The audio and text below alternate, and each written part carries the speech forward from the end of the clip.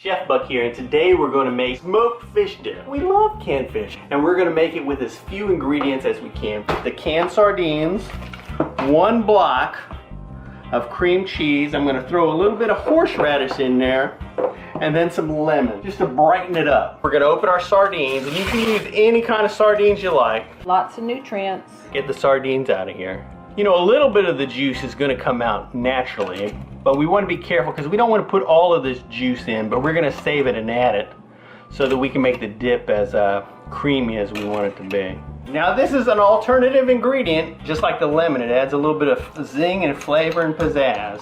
This is just some creamy horseradish, and you can do it to taste. Now I've already got my block of cheese kind of softened up. I've had it sitting out for a little bit, so boom, we'll just throw that on there. And then I'm just going to squeeze me some lemon juice in here. If you don't have fresh lemon, you know, you could just add a little bit of vinegar, you know, like a rice wine vinegar. You can also use bottled lemon or lime juice. Yeah, so let me go ahead and get this all mixed up. And it's a lot easier if you let your cream cheese soften up a little bit. Let me go ahead and give it a little taste test.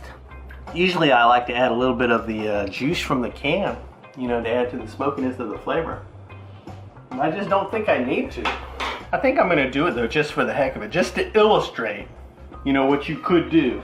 But you know, if it was a little thicker, if you had more cheese in here and you needed to thin it out and make it a little more dippy, you can add some of that juice like that. And if you want it to be more smoky, fishy flavor, you can add a little bit more. So what are you going to do with this here? Well, the easiest thing to do is you get a cracker and you put it in there like that, and then this goes in your mouth. It really is great. Go to myfoodchannel.com, print all our recipes over there. We really appreciate you watching, and we'll see you in the future.